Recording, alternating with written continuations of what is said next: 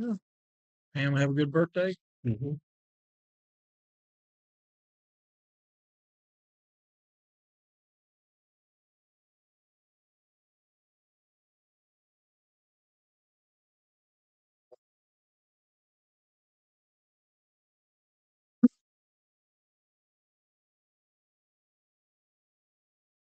Did I understand you to say that Mark's wife is? So they took the skin cancer from her, like on top of her head, and they apparently took a pretty good chunk out. So they really tightened it. So she had some pain issues for a while, but then it mainly is a she can't wash her hair or do anything like that.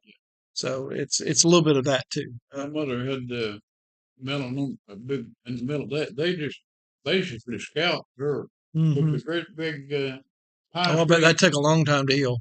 Then they pulled it all together. Yeah, and that's kind of what they did with Betty. They took a pretty good chunk in the middle and they really tightened it. Of course, she was in pain for a while from that. And I kidded her about getting a free facelift out of it. Well, yeah. I think most people would be like, I'd be okay without it. So we are going to be in 1 Kings 9. And we're going to look at some things. I don't know how far we'll get. Of course, the temple has been dedicated.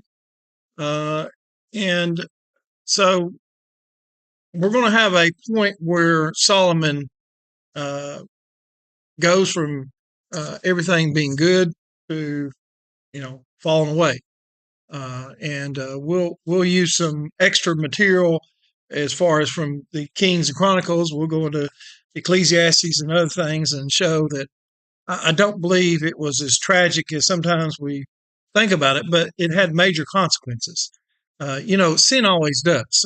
Even David, who is referred to as man after God's own heart. And what we looked at is one of the things about David is when he realized he'd done something wrong, and he finally was confronted on it, he would repent in a way that I don't think many people could ever do is openly as he would do, and I think that's a lot of David. Why he's so highly thought of is, yeah, David made mistakes, but he always he didn't try to deny them, and he always turned back to God. Another thing about David is in his later years, even though he was told, "You're not going to be the one to build the temple," he didn't pout or anything like that. He actually got all the materials together. He got everything coordinated. He even came up with a system to where all the Levites and the priests could be used in orderly fashion, and all that, on and on that list goes. He basically prepared Solomon to have just an easy transition, not only as king but as the one that would build the temple, and so that says a lot. Sometimes we tend to get disgruntled when things don't work our way, but David just kept going and kept doing. Now, but for a while though, we see that Solomon, now he had the seeds of what would do him in, and so what did one of the very early things that happened after he became king? And it would be ultimately what would bring Solomon down. What bring him down? Yeah. His wives. Yeah. And so early on, he marries a daughter of the Pharaoh of Egypt, which just, it's like, sometimes, someone that was supposedly so wise, and I often refer to Solomon as the wise, foolish man. He was wise in governance and things of that nature, but, it's like, he had a mother at the time, probably should have smacked him in the head and said, "What are you thinking?" God has said don't do that, for one, but two, it's just not going to be a good idea. And the reason God said don't do it is ultimately what would happen with Solomon, and it would divide the kingdom. Now, not while Solomon's alive, but because of the consequences of it. So let's look at 1 Kings 9. Now, we have seen that first time the Lord God appears to Solomon, and that time, what does the Lord ask Solomon? What did he ask him?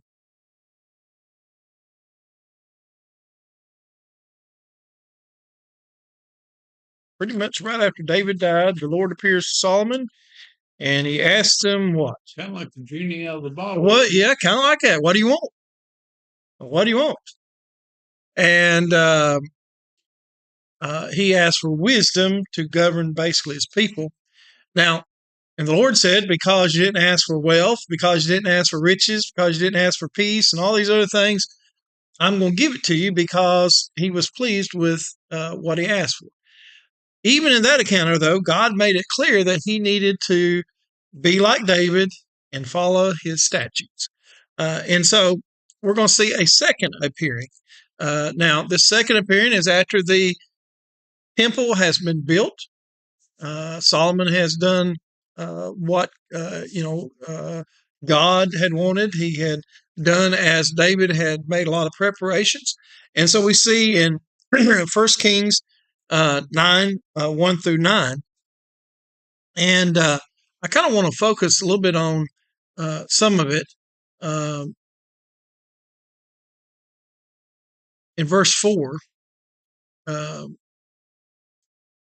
well, let's start verse 3. So he appeared to him a second time as he'd done in Gibeon. So the Lord said to him in verse 3, I have heard your prayer and your plea, which you have made before me. I have consecrated this house that you have built by putting my name there forever. My eyes and my heart will be there for all time.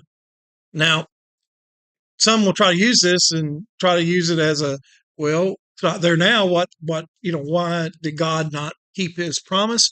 Well, as in most things, when people want to take a verse like that, you got to keep reading, because there's some conditions that apply, not only to Solomon, but to Israel itself. And so in verse 4, it says, as for you, if. So it's a conditional thing, is it not? If. So what is this if? If you will walk before me as David your father walked, with integrity of heart and uprightness, doing according to all that I have commanded you, and keeping my statutes and my rules, then, if then statement here, I will establish your royal throne over Israel forever, as I promised David your father, saying, you shall not lack a man on the throne of Israel. But, by the way, I always thought it was interesting. You have the if, then, but here.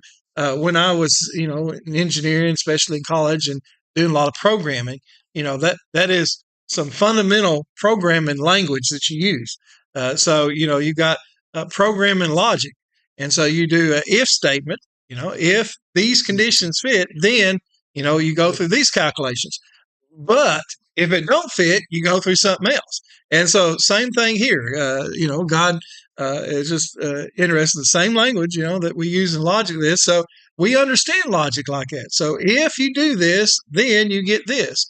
But if you don't do this, there's something else that applies. So God says, but if you turn aside from following me, you or your children, and do not keep my commandments and my statutes that I have set before you, but go and serve other gods and worship them. Then, so you didn't do what the first thing was, you did something else, and so what happens now? Then I will cut off Israel from the land that I have given them, and the house that I have consecrated for my name I will cast out of my sight, and Israel will become a proverb and a byword among all the people. And this house will become a heap of ruins. Everyone passing by it will be astonished and will hiss. And they will say, why has the Lord done this to this land and to this house? Then they will say, because they abandoned the Lord their God, who brought them, their fathers, out of the land of Egypt, and laid hold on other gods and worshiped them and served them. Therefore the Lord has brought all this disaster on them. So if Solomon walked in the statutes, if Israel walked in the statutes, what would be the conclusion.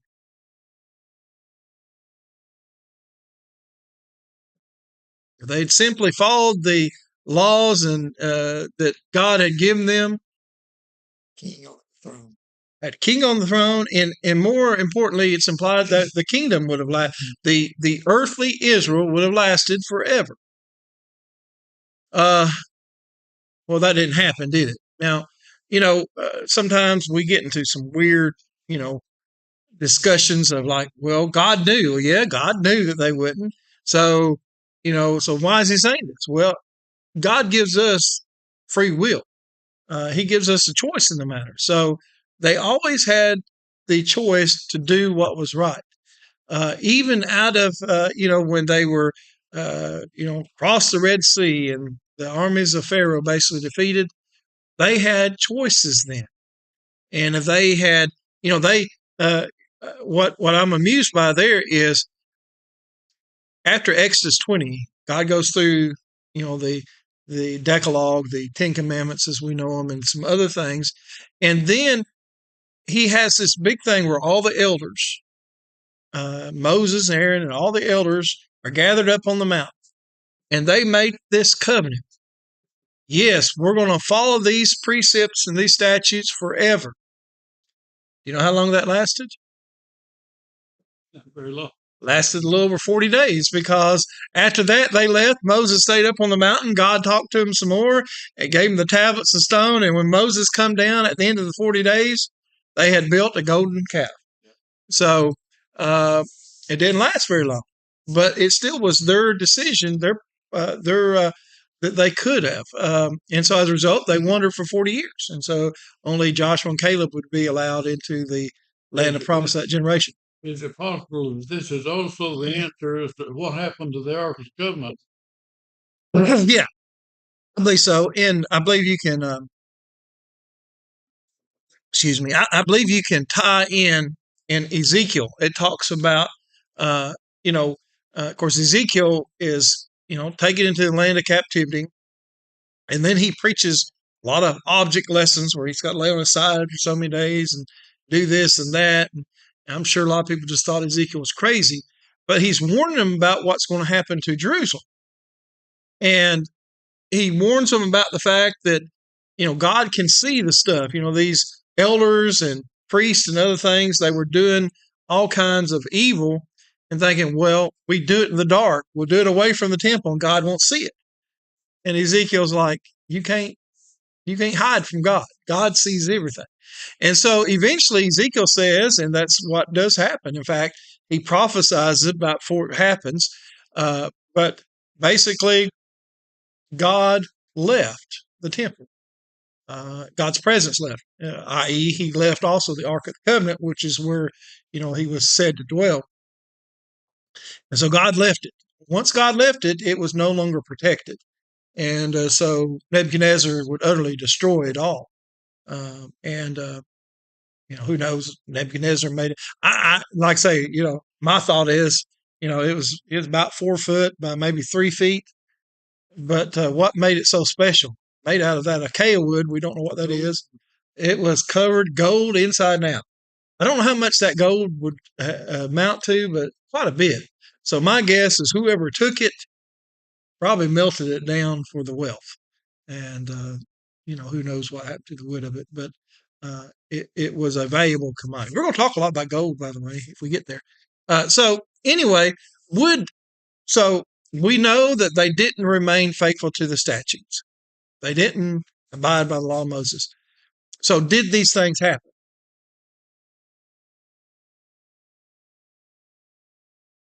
Did their land, were they cut off? Did the land get, come ruins? Did people go by it and wonder what happened? Yeah, I mean, you read Ezra, Nehemiah, and you can find out that indeed was the case. So it did happen. And what was the purpose? Well, it was to show that God had abandoned them because they had abandoned him. And so it was a consequence of God. So they would know this. Now, I don't know that everybody would go by there and say, oh, God did this to them. Well, some probably did, but some probably didn't. But who do you think that's really been left behind for? What God told them. The fact it was utterly destroyed. The fact it was left in ruins. Why do we even bother studying the Old Testament?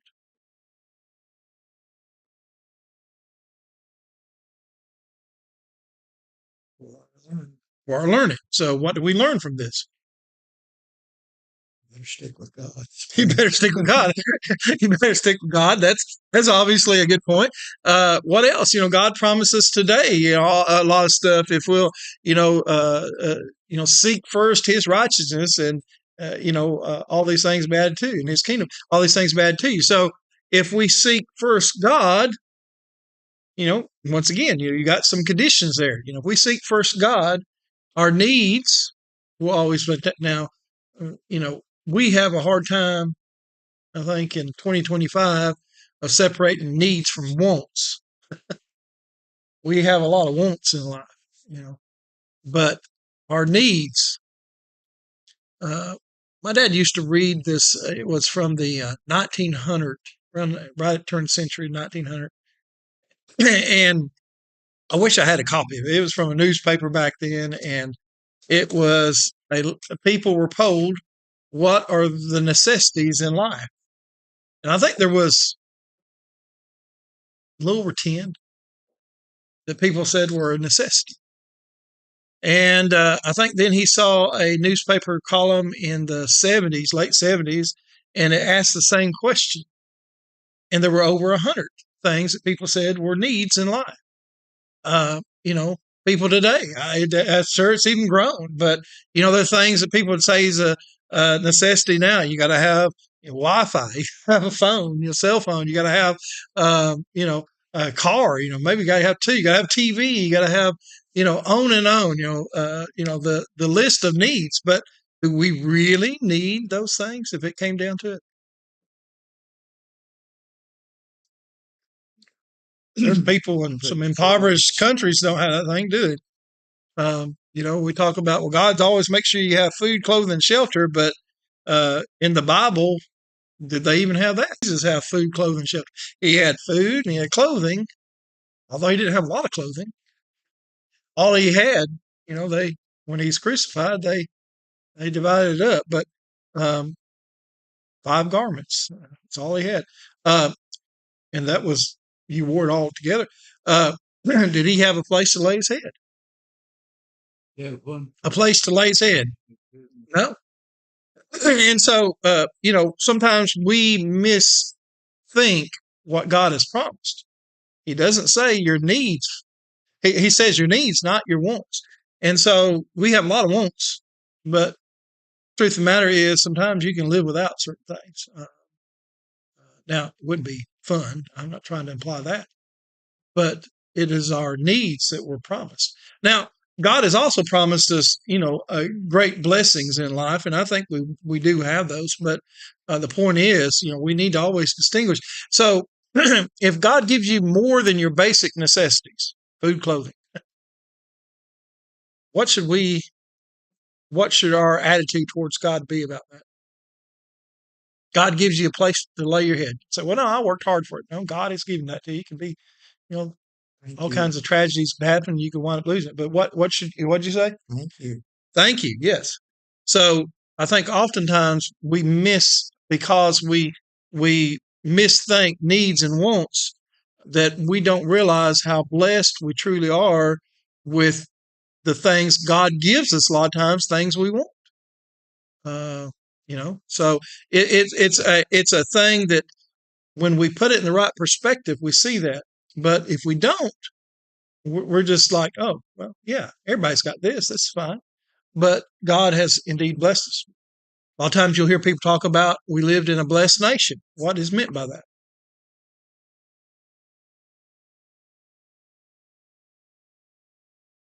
That term is It can be misused, yes. it's defined by the times and the culture. Yes. Um, But what do you think most people today would people mean by use it? that word pretty Yeah. freely They do. sometimes. I Yeah. believe it's a correct statement, but what do you think really it most mean by it today? You can have about what you want. We're blessed economically. We are a nation of wealth. Now, is that because of the necessarily moral character of our country? No, because No. the wealth is what deteriorates your morality. Yes. So now it may be at one time that may have been part of, in our early nations as it prospered in a way that no other land had done so that quickly. That may have been part of it because there was a emphasis on turning to what God's word said. I think the biggest blessing that people will realize in the United States Mhm. is the freedom to worship, Yes.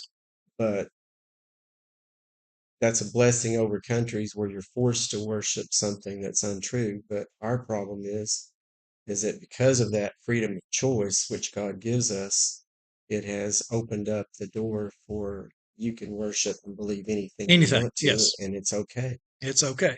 So yes, but in general, I would think I would agree that that premise is true.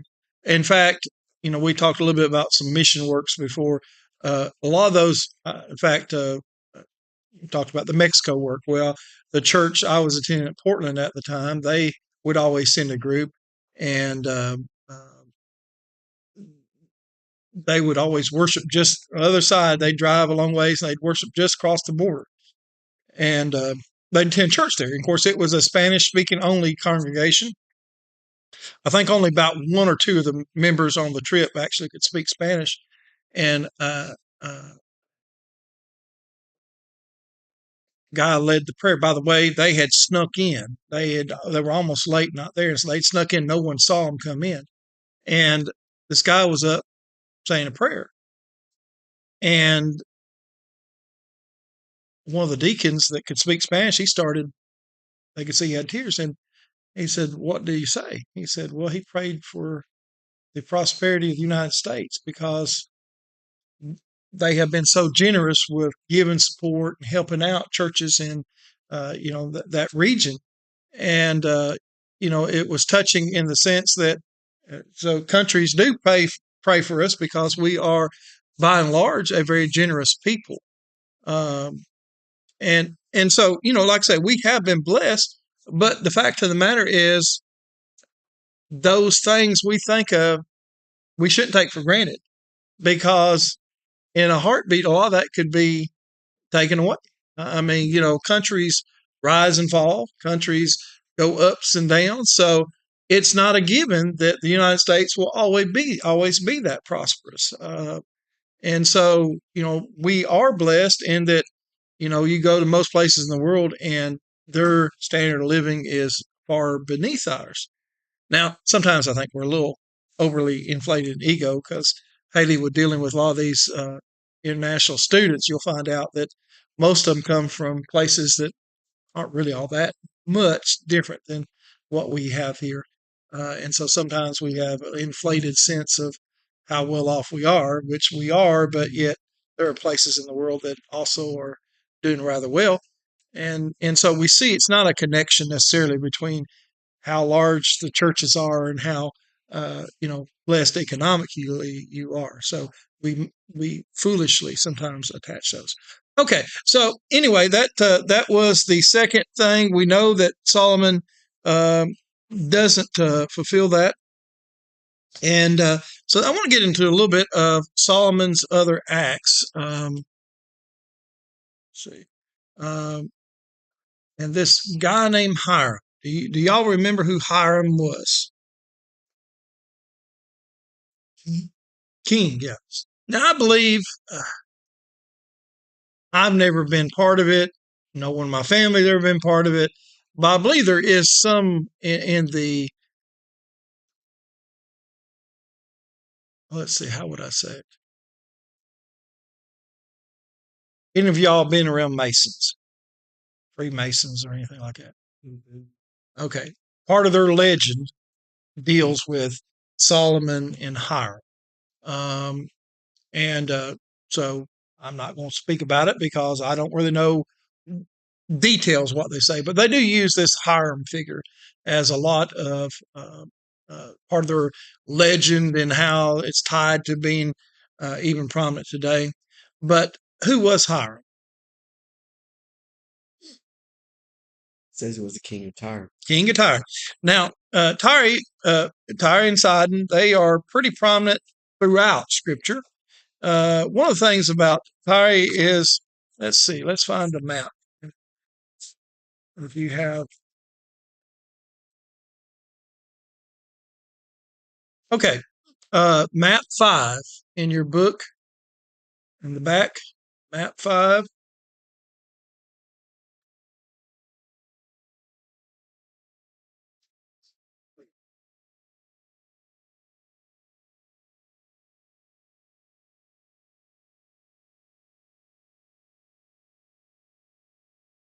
Now, the kingdom during the time of David and especially Solomon was the largest it ever was. And modern Israel is nowhere near this big, by the way. Modern Israel doesn't really go past the Jordan River. It does go as far south now as this. There's Gaza. What's interesting is Gaza wasn't included in that back then. That was that gradually got smaller and smaller, that area of what was Philistia, as they became defeated pretty much by David. But everybody on map 5?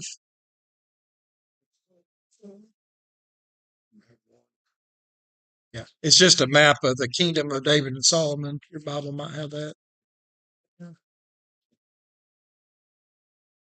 And, 3, 4.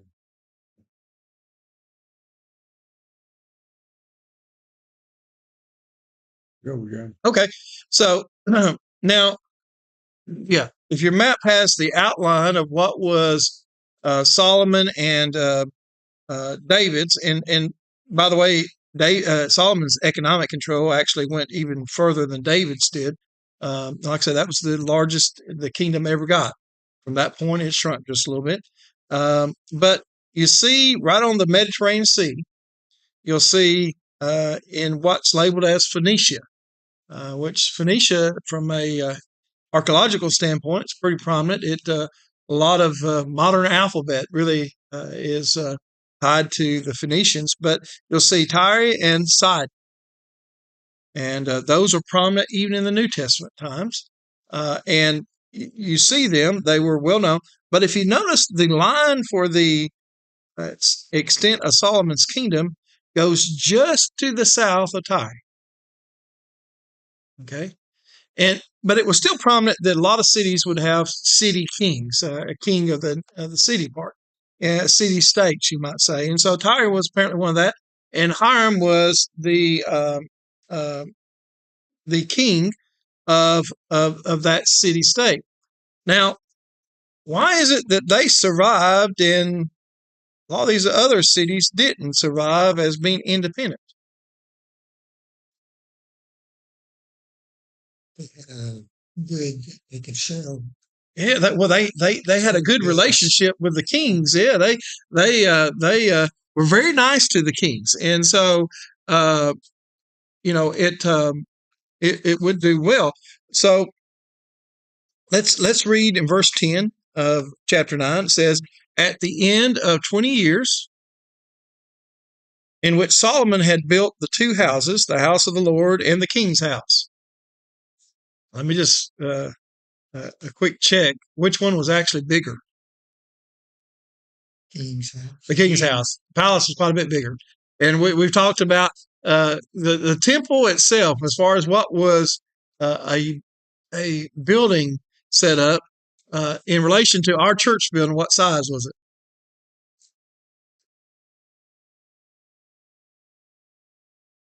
Bigger, smaller? How much? I think Smaller. I heard you say half. Is that right? It was less than half. It would be less than half our main building area. It was a little bit taller. It was 40 foot tall, roughly. But as far as the square footage that it occupied, it would be smaller than that. So, and we talked about that. Why would that not be? Now, it was all covered with gold, so I don't want you to think it was nothing special. But why was it so small, though? And in relation, and we've talked about this, so that's why I'm asking it again. So see if you've been listening. So why was the king's palace so much bigger than the temple?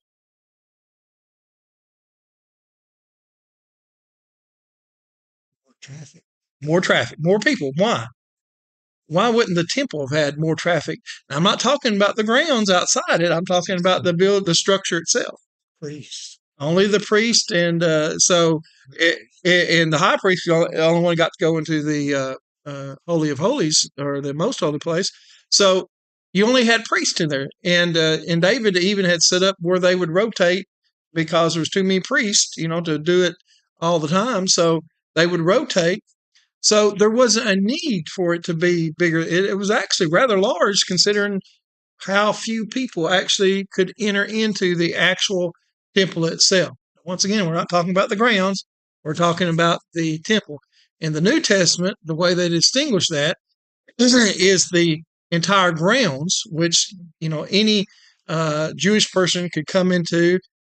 Women could come into the women's court, but they couldn't pass that. Then all the males could come into a little bit farther, the area where the altar was. But the way they distinguish the New Testament, they use two different words. So it's translated the same word in the English temple, but the Hieron was the entire temple grounds, and the Naos was that most holy place inside the temple structure. So anyway, and Hiram, king of Tyre, supplied Solomon with cedar and cypress, timber and gold. As much as he desired, King Solomon gave to Hiram 20 cities in the land of Galilee. Well, that sounds like a fair exchange.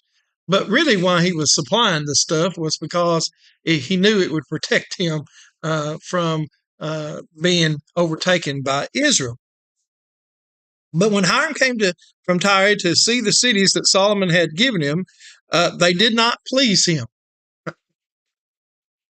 Therefore he said, "What kind of cities are these that you have given me, my brother?" So they are called the land of Kabul to this day.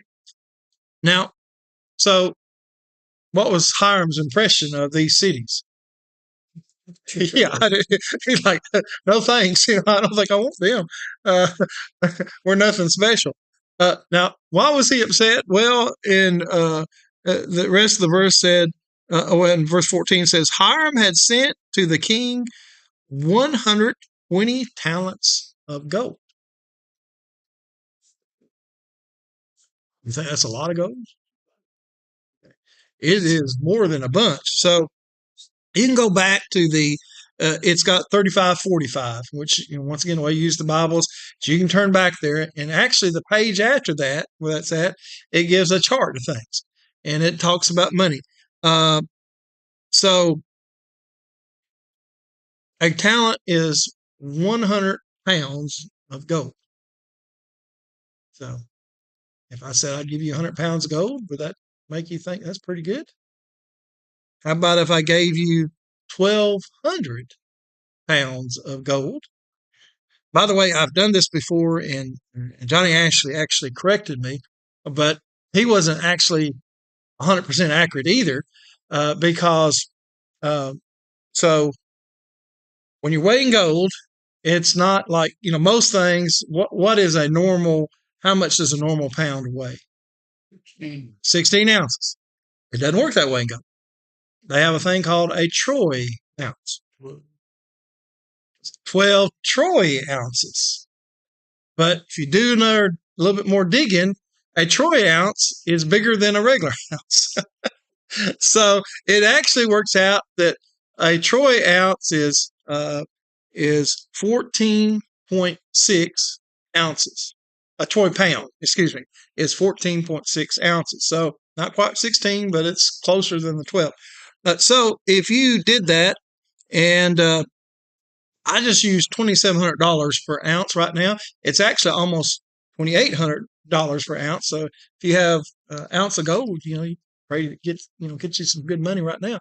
But when you do that, that equates to about $2.2 million.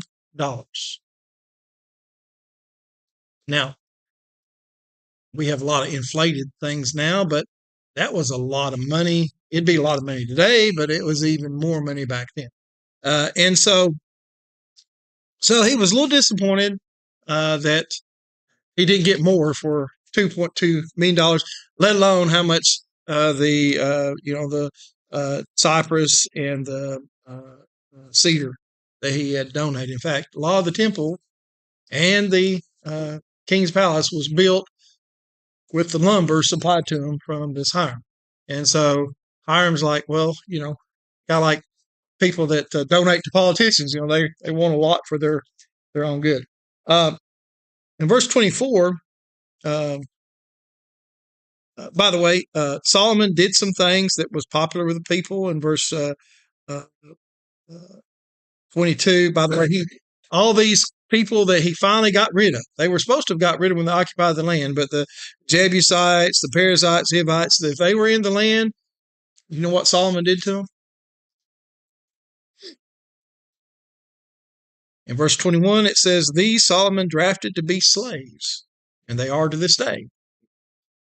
Once again, we talked about this too, because sometimes this comes up. What does that they are to this day? They have slaves in Israel? Is that what that means right now?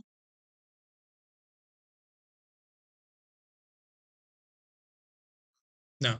So when it says they are to this day, it's the day of the writing, whoever penned the book of Kings. So anyway, made them slaves. Well, that was convenient because guess what else he did? But of the people of Israel, Solomon made no slaves. So made all them slaves, and then the people of Israel, no slaves. They were soldiers, they were his officials, his commanders, his captains, and chariot commanders and horsemen. So I'm sure that was a nice political thing. People was like, hey, that's nice, my sons or daughters won't be slaves, and we'll just use all the foreigners that are still in the land. Now, that's not really what God had set up from the beginning, but it is interesting they did that. And then in verse 24, it says, but Pharaoh's daughter, now this is the one that Solomon married shortly after being king, went up from the city of David to her own house that Solomon had built for her. So, of course, I guess that was much more effective when especially as he had all these wives, just built each one of them their own house. Then he built the Millo. And I tell you what, I'm going to be thoroughly impressed if anyone knows what the Millo is. You could look it up if you go to. So if once again, Steve had part in make sure we all had these Bibles if you didn't have them. And one of the great things about them is, so what's the Millo? Because it's not in very many verses, but 23:48. Oh, Larry's there. Tell us what it is. What's the Millo? I'm trying the 23:48. One page it is. Yeah. Can't help you there. 49. 48. A fortification. A rampart consisting of two walls with a space between them filled in. So there's a fort. Not a fort. So they built a fort. And so anyway, that's that, but, and this is not a big thing, but it's, when you read the Bible, especially if you're trying to study, you need to ask questions as you can. And so when you read this Millo, well, in school, my kids, a lot of times they'd read something and the teacher would assign them. If you don't understand the word, you write it down and write a definition for it, use it in a sentence or whatever. And that sounds great. My son, when he was in ninth grade, taking advanced English. They read the book Frankenstein. And his teacher thought, oh, he'll like it because it's got a lot of these big words and stuff. And so she had this assignment. Now, we should have known, James was probably autistic way back then, even before, but, every time we take him somewhere, they say, no, he can't be. And so anyway, so James was struggling with this and this assignment. You're supposed to read so much of the Book of Frankenstein, and it has a lot of King James style words. I mean, just these big words that we don't use anymore. And so she said, um, gave him several chapters to read, and you had to find 10 words that you didn't know, write them down, and give a definition for them. And so I said, well, what's wrong, James? Quickly figured it out, though, and, because I said, you can't find a word you don't understand. And he's like, yeah, I don't know the meaning. I said, well, let me look at it. So I found this word. It was probably about 6 syllables, and it was a lengthy word, and I had never heard of it. And I like to think I'm fairly well read. And so I'm like, okay, what does, and I said it to him. He said, well, and he gave me a definition. Well, I had no clue, but I looked it up on my phone, the dictionary, and it almost said word for word what he told me. I did another one, same thing. I'm like, well, so I asked the teacher, said, just pick out 10 words and write it. But he was too honest to a fault because he couldn't do the assignment because he couldn't find 10 words. And so it wasn't that he was rebelling against doing the assignment.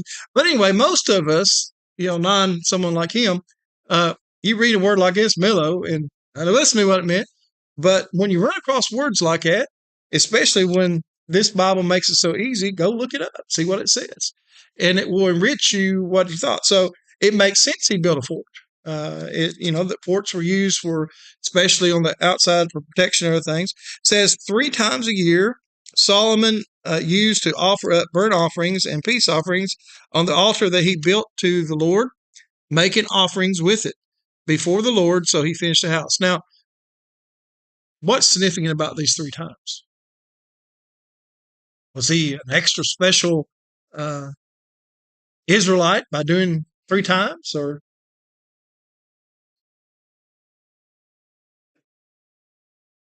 I could even tell you which 3 feasts he did this on, because it wasn't nothing special. It was what all male Jews were required to do. One of them was the Passover, Feast of Unleavened Bread. The other one was Pentecost, the Feast of Weeks, and then you had the Feast of Booths or Tabernacles. So those were the 3 where all males had to go to. So Solomon did. So up to this point, we can say that Solomon, for the most part, did according to the precepts and the law. Anyway, built a fleet and other things. Before we conclude, I want us to talk about one thing I found interesting. So, and Hiram sent with the fleet his servants. Solomon built a naval fleet, I guess you call it. And Hiram sent with the fleet his servants, seamen who were familiar with the sea. Well, why would that be important that Hiram sent people familiar with the sea? Were the Israelites, was that something they normally did? If you look at it proper, there's not really a whole lot of sea borders with Israel. But what about, we talked about Tyre? Where is it located? Yeah, and the Phoenicians were well known for their seafaring abilities. And so Hiram sent some people that were familiar with sailing and everything, and they went to Ophir, brought from there gold, 420 talents. And they brought it King Solomon. So you want to know that's 42,000 pounds of gold they found in this place. That's $7.8 million roughly. By the way, that's going to pale in comparison. Next week, we're going to talk about Solomon would receive annually $2.9 billion in today's money worth of gold every year, not counting all the other type things he would get from being a king. So, but if I take $7.8 million of gold, found it in this place called Ophir. Anyone have a clue where Ophir is located?